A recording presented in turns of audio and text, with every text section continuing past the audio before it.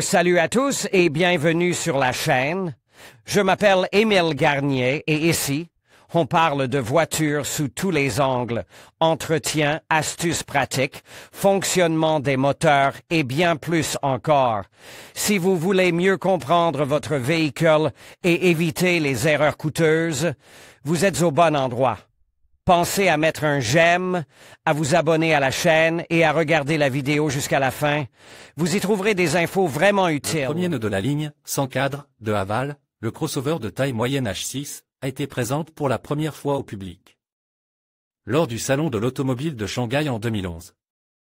Il s'agissait non seulement du premier crossover de la marque, mais aussi du premier modèle construit sur une plateforme développée de manière indépendante, dont les créateurs se sont toutefois largement inspirés du Honda CR-V. En 2013, la marque Haval a été enregistrée en tant que division de Great Wall pour produire des versions plus richement équipées de crossover et de SUV avec la perspective d'entrer dans le haut de gamme à l'avenir, et en 2015 Haval est finalement devenue une marque distincte.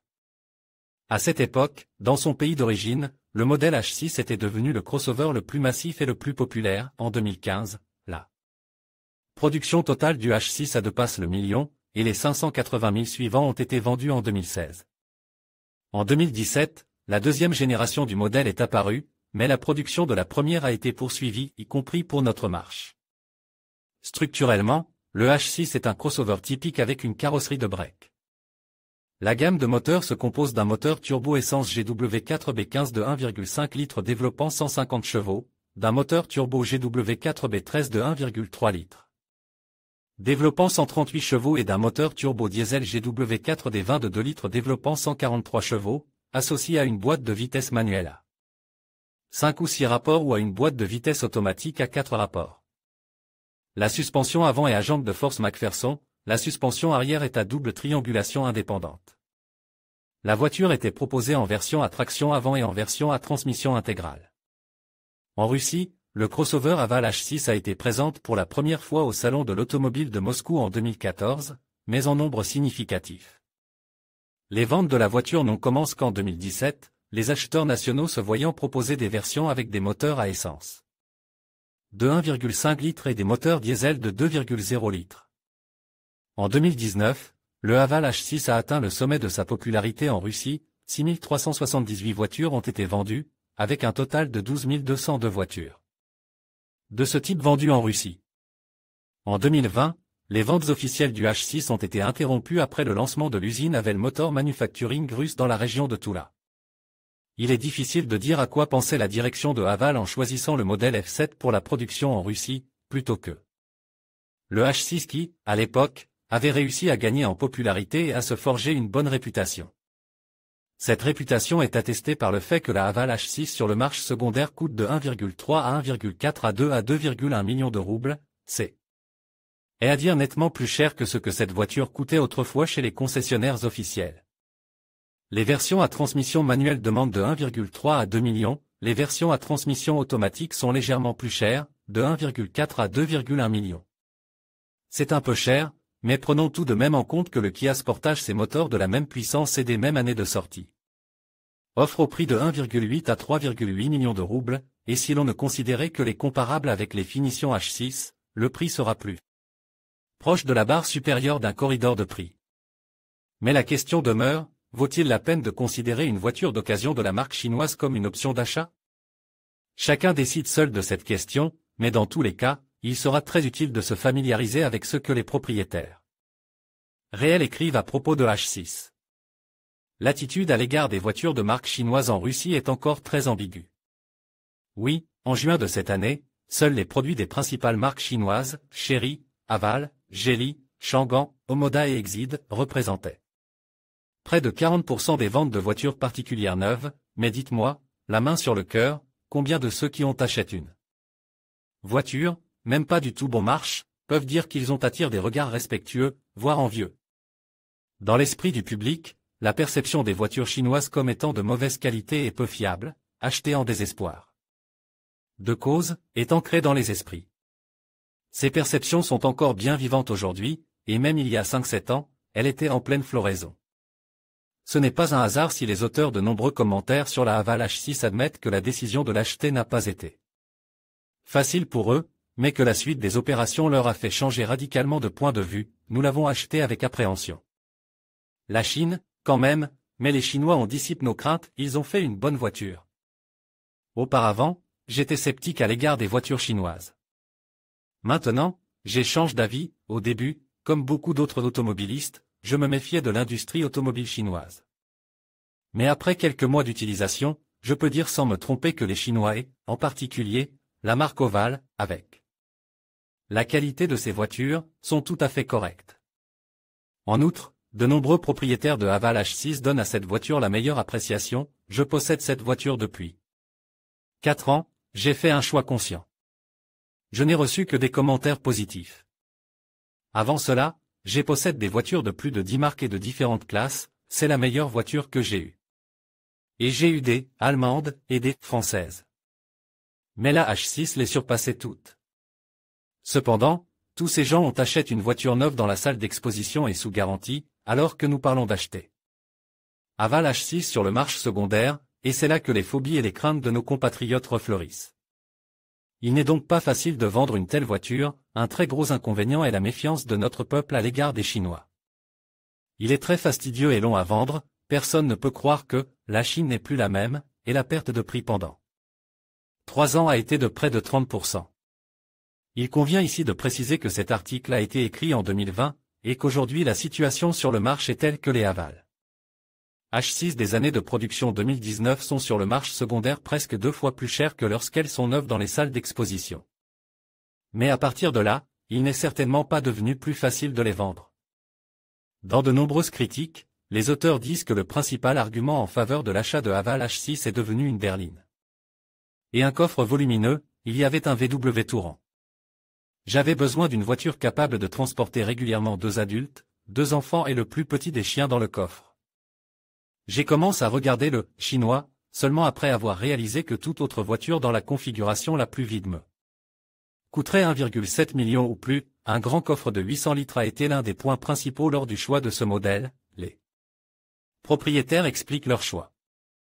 Le coffre du Haval H6, 2013 à 2017 en effet, le Haval H6 dispose d'une gamme complète de volumes intérieurs, d'autant plus que les dossiers des sièges arrière peuvent être rabattus vers l'arrière, vers l'avant, et que les sièges arrière peuvent être complètement rabattus. Ce qui vous donne un volume de bagages d'environ 2000 litres. Ici, on peut transporter n'importe quoi. Avec les sièges arrière rabattus, le volume du coffre est tout simplement énorme.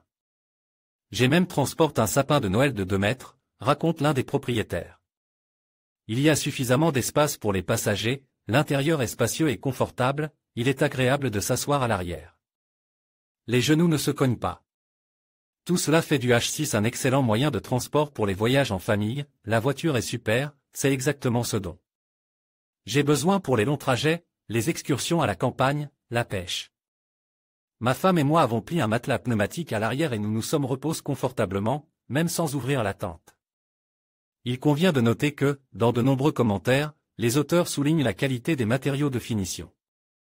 Le plastique, bien que dur, est de bonne qualité et ne sent pas mauvais. Les grillons ne dérangent personne, le cuir artificiel qui recouvre les sièges, conserve son aspect même après 6 ou 7 ans, ne s'étire pas et ne se fissure pas, et tous les panneaux intérieurs sont très bien ajustés. Lorsque j'épose le câble du magnétoscope, je pense le glisser sous la doublure du porte-bagages, comme je l'ai fait dans l'Antara, mais il n'y avait pas moyen, la doublure est tellement serrée qu'il est impossible de la plier ne serait ce qu'un peu sans la déformer.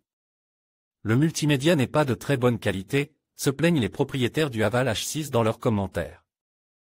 Ils affirment que le fabricant a été trop gourmand. Tout d'abord, le son est très mauvais, bien que les haut-parleurs eux-mêmes soient assez bons. Ensuite, le module radio ne fonctionne pas très bien et l'antenne ne se distingue pas par sa sensibilité, sur la route de Pise. À Tver, j'ai toujours roule sans pause Moscou et passe à Konakovo, puis à Tver. Ici, il y a des kilomètres sans signaux radio. On se plaint de l'organisation des informations affichées sur l'écran, bien que l'écran lui-même soit assez bon, 8 pouces de diagonale. Il n'éblouit pas et n'aveugle pas en cas de forte luminosité. Mais pourquoi la fréquence de la station de radio est-elle affichée en chiffres énormes et les informations du téléscripteur dans une police si petite qu'il est impossible d'y penser? L'heure est affichée en tout petit dans le coin supérieur, et pour connaître l'heure, il est plus facile de regarder une montre-bracelet. La température d'admission n'est visible que pendant la manipulation du climat. Lorsque vous éteignez le système, l'inscription aval dans un beau cadre reste allumée en permanence, mais j'ai déjà mémorisé, les gars, la voiture que je conduis. Il aurait été préférable d'afficher l'heure et la température extérieure. Selon l'avis des propriétaires, la synchronisation avec le téléphone n'est pas terminée. D'une part, la connexion n'est pas interrompue et le téléphone ne tombe pas, mais d'autre part, l'ordinateur portable du système n'a pas de fonction de recherche, ce qui peut parfois s'avérer gênant. Le système offre la possibilité de régler l'amplification du son en fonction de la source du signal, mais le son du téléphone est initialement très faible et, au cours d'une conversation, il doit être augmenté manuellement. Enfin, la piste lue à partir d'une clé USB ou d'un disque pendant un appel n'est pas mise en pause, ce qui est très important pour les amateurs de livres audio. Il faut s'habituer au bouton de musique et de régulateur de vitesse sur le volant. Habituellement, le bouton « plus » se trouve à droite et le bouton « à gauche », mais dans le H6, c'est exactement l'inverse. En même temps, il n'y a pas de commande au volant pour contrôler les informations sur le petit écran de l'ordinateur de bord. Il y a aussi des questions à russification, par exemple, pour appeler les données sur la température extérieure, il faut sélectionner l'élément « Apparence » dans le menu. Volant Haval H6, 2013 à 2017. Il faut admettre que l'ergonomie du Haval H6 convient à la grande majorité des propriétaires. Quelqu'un est tout simplement ravi, ergonomie géniale. L'emplacement de toutes les commandes est intuitif, je me suis assis dans la voiture et, comme si j'avais toujours été assis dedans. J'ai l'impression d'être dans une voiture. Quelqu'un émet une réserve sur le fait que le siège ne convient qu'aux conducteurs mesurant jusqu'à 180 cm, mais je n'ai rencontre aucune plainte sérieuse, et tout le monde n'est pas d'accord avec cette réserve, ma taille 190, mon poids 130. Je me suis assis, les réglages électriques sont suffisants avec une réserve, la colonne lombaire est soutenue, le volant 2 plans sur tous les goûts. Derrière moi avec une grande réserve, et ce n'est pas une blague. Beaucoup apprécient les sièges, capitaine, de la première rangée avec accoudoir, j'aime qu'il n'y ait pas de grand accoudoir central, mais qu'il y en ait 2 petits, amovible comme dans un avion, et mon sac est celui de ma femme Etienne, j'ai été satisfait de la présence d'un accoudoir personnel à chaque siège avant, très pratique. Les sièges eux-mêmes ont également fait l'objet d'éloges, le siège du conducteur est un monde à part. En revenant d'un voyage, j'ai parcouru 1500 km en une journée et je n'ai même pas été fatigué, le conducteur dispose d'un magnifique support lombaire réglable, siège du conducteur très confortable, tous les boutons de réglage sont à côté les uns des autres. Vous n'avez pas besoin de faire des mouvements supplémentaires. Et, contrairement à de nombreuses voitures chinoises, les coussins des sièges sont assez longs. Les propriétaires sont assez satisfaits de la vue depuis le siège du conducteur, qui est limité uniquement par des montants avant assez épais. En revanche, la vue vers l'arrière est sans reproche, la vue dans la voiture est bonne, les lobes latéraux sont cool, je suis content qu'il n'ait pas économisé d'argent là-dessus.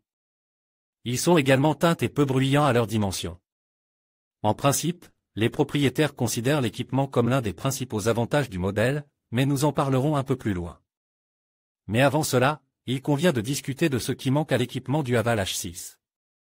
Tout d'abord, dans de nombreux commentaires, les auteurs écrivent que la voiture a nécessairement besoin d'une isolation acoustique supplémentaire. J'ai immédiatement commandé des ailes en plastique avec isolation acoustique, sans une isolation acoustique complète, vous êtes assis dans la voiture comme dans un bocal, il y a des bruits qui viennent de partout. D'ailleurs, il faut faire attention non seulement au passage de roues, mais aussi au toit, lors d'une averse torrentielle, le toit a fait beaucoup de bruit, et après 8 heures de conduite, j'ai eu mal à la tête. Et en général, dès qu'on achète cette voiture, il faut faire du bruit. De nombreuses options chaudes sont également absentes, par exemple le chauffage du volant, qui est déjà devenu une habitude. Il n'y a pas de volant chauffant, et l'équipement est élite. Honte à vous, les gars. Il n'y a pas non plus de canapé arrière chauffant.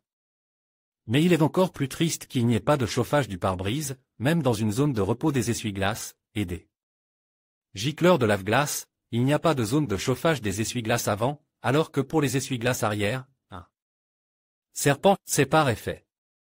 En effet, selon les propriétaires, les gicleurs de lave-glace fonctionnent normalement jusqu'à des températures d'environ -12. 15 degrés, puis ils gèlent, en particulier sur l'autoroute. Pour la saison chaude, il est souhaitable d'installer des déflecteurs sur les vitres, car en cas de pluie, la quasi-totalité de l'eau s'écoulait vers la vitre côte conducteur. Le fait que les passagers de la deuxième rangée de sièges n'aient pas la possibilité de contrôler les flux d'air à partir du système de climatisation est quelque peu inattendu. Je n'imaginais pas qu'il existait des voitures étrangères dépourvues de déflecteurs d'air centraux arrière, s'est étonné l'un des propriétaires. En général, les auteurs des commentaires considèrent qu'à un tel niveau de prix, le constructeur pourrait économiser un peu moins. Sur des details insignifiants, par exemple, équiper le capot d'arrêt de gaz ou installer un lève-vitre automatique sur toutes les portes, au lieu de la seule porte du conducteur.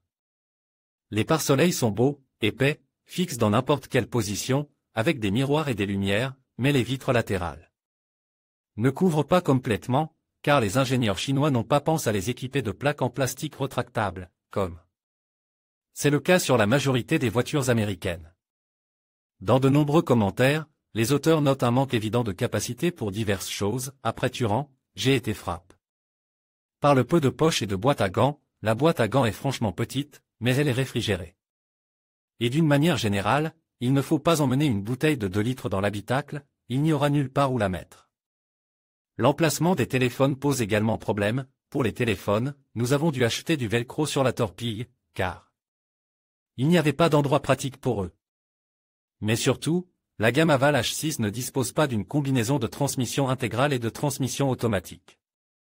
Si vous voulez être tranquille en hiver et pendant les parties de pêche, prenez une voiture à boîte de vitesse manuelle. Si vous ne voulez pas avoir à manier constamment le levier dans les embouteillages, optez pour la traction avant.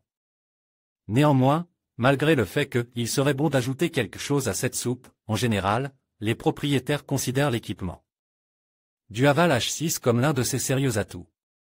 La liste des options est décente: phares intelligents, parctronique, caméra arrière, caméra dans le rétroviseur droit, facilitant le stationnement au bord du trottoir et le passage dans les endroits étroits, par exemple, entre les voitures densément garées dans la cour. Bouton séparé pour le rabattement des rétroviseurs et le lave-phare, les phares sont lave à l'aide d'un bouton sépare au moins. La Chine a entendu les conducteurs russes. Verrouillage de la serrure des portes si la clé de l'antidémarrage est laissée dans l'habitacle ou si le levier n'est pas mis en mode. Stationnement et verrouillage automatique des portes pendant la conduite, nombreux éclairages divers, seuil, porte de l'intérieur. Projection du logo sur le plancher, toit ouvrant à commande électrique, prise de 12 volts dans le coffre, etc. Les propriétaires approuvent également les phares. La lumière est tout simplement excellente, et il m'a semble que les halogènes brillaient encore plus que le xénon. La limite de la lumière sur l'asphalte est strictement limitée, elle n'aveugle pas les personnes venant en sens inverse. Les feux de route sont également bons. Haval H6, 2013 à 2017. De nombreux avis mentionnent séparément le bon fonctionnement du capteur de pluie. Sous la pluie, j'ai apprécié le travail des essuie-glaces, notamment le mode auto. J'ai particulièrement apprécié la réaction face à un camion arrivant en sens inverse avec un nuage d'eau derrière moi. L'essuie-glace automatique fonctionne instantanément, avec un double coup en mode accéléré. C'est sûr qu'on ne peut pas le faire manuellement, les capteurs de lumière et de pluie fonctionnent très bien, c'est pratique.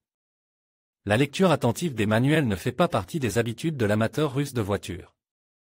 Et en vain. On peut trouver beaucoup de choses curieuses dans le manuel du Haval H6.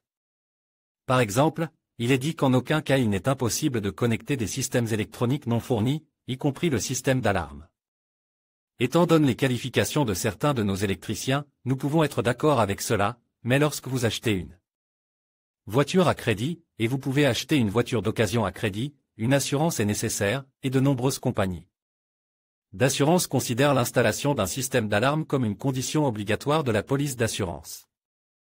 L'interdiction de garder la main sur le levier de vitesse en conduisant, car cela peut entraîner une usure prématurée de la fourche, ne peut être considérée que comme amusante. De quoi cette fourche est-elle faite? En pâté à modeler? Toutefois, le fait que les barres de toit soient purement décoratives et qu'il soit interdit d'y installer une galerie de toit doit être pris au sérieux. Selon le manuel, il ne faut pas commencer à rouler immédiatement après le démarrage du moteur, il faut attendre 3 à 5 minutes. Il ne faut pas couper le moteur immédiatement après l'avoir arrêté, il faut attendre les mêmes 3 à 5 minutes pour le refroidissement et l'arrêt de la turbine.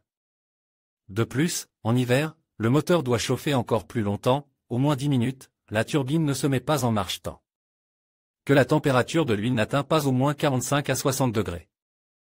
Et traîner une telle carcasse sur un moteur de 1,5 litre sans l'aide d'une turbine est un viol naturel de toute la puissance sous le capot. Il est interdit de faire des teintes afin de ne pas perturber le travail d'accès intelligent à l'habitacle. À ce titre, de nombreux concessionnaires on propose d'installer ce film très interdit au moment de la vente. Et quel est le rapport entre la teinte et l'accès sans clé? Mais le point le plus surprenant est l'interdiction de rouler en roulis, alors que la voiture, selon les propriétaires, roule parfaitement en roulis.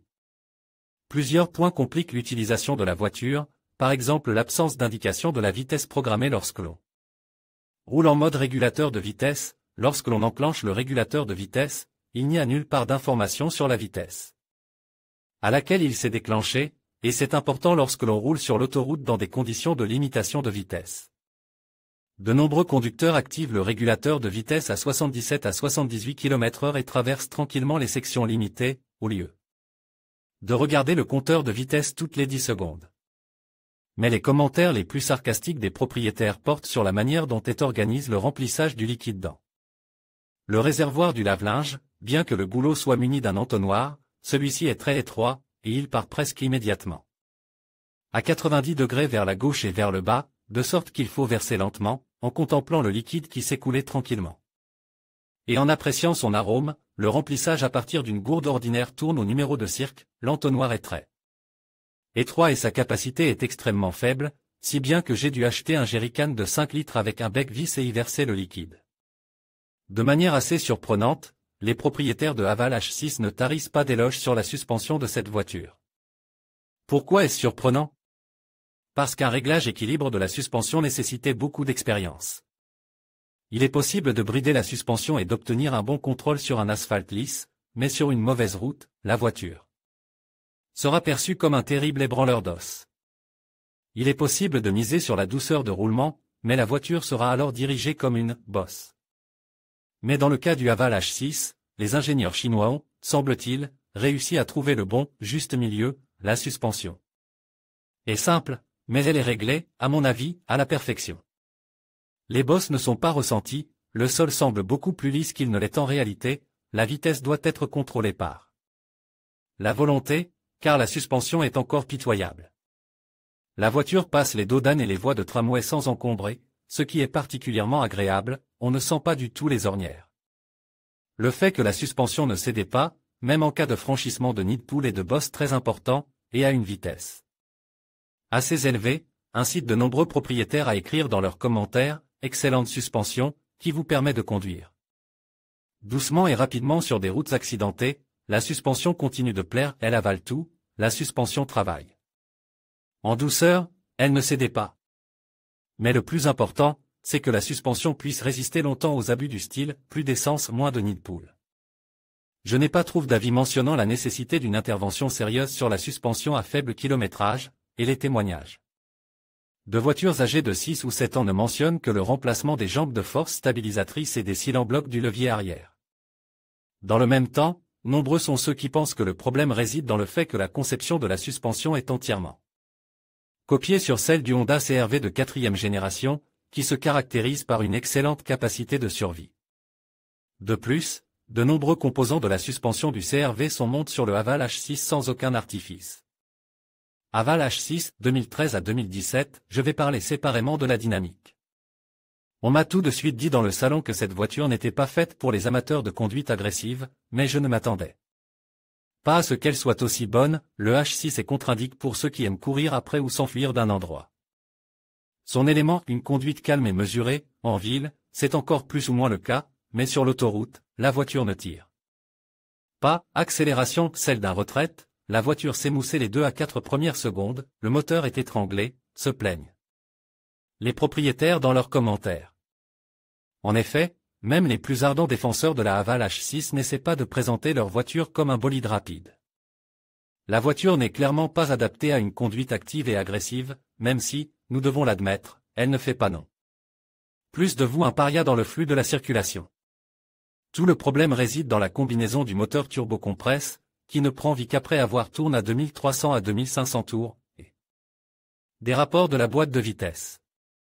La boîte automatique est particulièrement dérangeante, car elle tente jusqu'au bout de maintenir un rapport élevé, si, par exemple, avant d'entrer dans un viaduc, il y a eu une réduction de la vitesse, dans une montée, ou même sur des tronçons horizontaux, il peut y avoir une défaillance, car, dans cette situation, la turbine attend obstinément et ne s'enclenche pas. La lenteur du turbo est un phénomène bien connu, mais désagréable. Ces problèmes sont résolus de différentes manières. Certains préfèrent reflasher l'unité de contrôle du moteur pour abaisser le seuil d'activation de la turbine, tandis que d'autres estiment que la possibilité de passer rapidement à la commande manuelle de la boîte de vitesse leur suffit amplement, outre le levier lui-même, il y a des palettes sous le volant à cet effet. Quelques instants après le passage en mode manuel, la boîte de vitesse elle-même revient en mode automatique. Selon les propriétaires, il est nécessaire de passer en mode manuel de la commande automatique aussi bien lors des manœuvres actives en ville que lors des dépassements sur les routes de campagne, mais dans tous les cas, les dépassements en sens inverse doivent être effectués avec beaucoup de précaution. En fait, un grand nombre d'auteurs de commentaires sur Internet considèrent que les capacités dynamiques sont tout à fait suffisantes. Cependant, si le moteur doit être mis en régime de manière active, il se combine très mal avec une faible consommation de carburant. Ainsi, dans leurs commentaires, les auteurs mentionnent des chiffres de consommation très différents en ville et sur l'autoroute. Ceux qui sont prêts à supporter des accélérations de retraite et à utiliser la voiture en mode herbivore parlent d'une consommation sur l'autoroute d'environ 7,5 à 7,7 L 100 km dans le cas d'une boîte mécanique et de 8,5 à 9,2 litres dans le cas d'une boîte automatique. Mais si vous appuyez sur l'accélérateur et que vous essayez de montrer à aval ce dont il est capable, alors même avec une transmission manuelle, la consommation sur l'autoroute peut atteindre décembre 2015 litres 100 km, l'autoroute Moscou-Peter, Pénic, 3 adultes, 2 chiens et des objets. À une vitesse de 120 à 130 km/h, 9,2 à 9,5 litres, à une vitesse de 150 à 160 déjà 15 à 15,5 L 100 km. C'est à peu près la même chose pour les voitures automatiques, la consommation est ambiguë. Vous pouvez extraire 8,7 litres 100 km sur un sanglier, mais seulement si vous roulez à 80 à 85 km/h. Et le moteur turbo et la superbe suspension chuchotent, frère, viens. Seuls les grands-pères avec des jeunes plans roulent à 130. Elle consomme 12,5 à 13 litres en ville avec plaisir. Tous les détracteurs des voitures chinoises aiment insister sur leur manque de fiabilité, en disant que vous achetez un tel objet artisanal, et que la carrosserie tombera en morceaux dans quelques années à cause de la poussière de rouille, et que toute la mécanique des écrous et des boulons tombera en morceaux. Cependant, je ne vous le dirai pas pour tout Odessa, mais pour Haval H6, ce genre de jugement n'a rien à voir, et le principal avantage du modèle que les auteurs des critiques sur Internet considèrent comme fiable. Commençons par la très haute qualité de la carrosserie, l'assemblage est de très haute qualité, tout s'emboîte parfaitement. J'aime beaucoup les lourdes portes, comme celles des Allemands. À cet égard, je n'ai jamais aimé les Coréens et les Japonais, dont les portes peuvent m'être arrachées des mains par un coup de vent. Outre la qualité de l'assemblage, la carrosserie se caractérise par une excellente résistance à la corrosion, il n'y a pas de rouille. Il y a de petits éclats sur un capot, mais ils ne fleurissent pas non plus, la carrosserie est galvanisée, la peinture est bonne. Il n'y a pas de rouille et autres, bien que nous arrosions nos routes avec des réactifs en hiver, un gros plus. La galvanisation d'une carrosserie avec une garantie, la rouille, pas la moindre trace. Aucun des auteurs des commentaires n'a formule de réclamation concernant le moteur ou la nécessité de le réparer, le moteur a parcouru 187 000 km, sans aucune réclamation. On dit qu'avec un bon entretien, il peut aller jusqu'à 400 000, j'utilise le H6 un peu plus de 6 ans après le salon, avec un kilométrage inférieur à 100 km. Pendant la période d'utilisation, seuls les consommables ont été changés, je n'ai rien eu à faire sur le moteur, la suspension, l'électricité. Ce n'était pas nécessaire. Il est particulièrement heureux que le moteur du Haval H6 ne soit pas enclin à être huile, en ce qui concerne le moteur, c'est à part. C'est surprenant, mais même après 100 000 km, il ne gaspille pas d'huile, 12 000 km d'une vidange à l'autre, il n'est pas nécessaire de le remplir, il m'a servi pendant 6 ans. Il n'a pas cause de problème, il n'a pas manche d'huile. Le seul point faible, mentionné par les auteurs de nombreux commentaires, est peut-être le disque d'embrayage, il roule avec assurance. Dans la neige, mais il suffit de glisser, l'intérieur commence à sentir l'embrayage brûle, même avec de petits glissements dans l'habitacle, il y a une forte odeur de ferrauto brûle. Vraiment, de très nombreux propriétaires considèrent que le H6 est un tout-terrain, et qu'il faut se mettre dans la boue ou se cogner dans la neige sur un pare-choc. En conséquence, le disque d'embrayage se transforme en un matériau consommable. Mais en général, de nombreux propriétaires écrivent que pendant toute la durée d'utilisation, 4 à 6 ans, la voiture est allée au service. Soit pour un entretien régulier, soit pour des pannes frivoles, pendant tout ce temps, j'échange un Parktronic arrière, sous la garantie, les signaux sonores sont morts à cause des réactifs, et les joints des ouvertures des portes arrière se sont ratatines. Il s'avère donc qu'en achetant un Haval H6 sur le marché secondaire, on peut être sûr qu'il suffira pour 3 ou 4 ans de fonctionnement sans problème. Mais seuls les prix des voitures relativement neuves sont évidemment mordants. En conclusion, le Haval H6 présente des atouts indéniables, tels que son rapport qualité-prix, son confort et ses équipements modernes. Cependant, il est essentiel de considérer certains inconvénients, comme la notoriété de la marque et la disponibilité des pièces de rechange. En pesant soigneusement ces 5 raisons, vous serez mieux arme pour décider si le Haval H6 est le bon choix pour vous. Prenez le temps de réfléchir à vos besoins et à vos priorités avant de faire votre achat. Merci d'avoir regardé cette vidéo, et à bientôt pour d'autres conseils automobiles.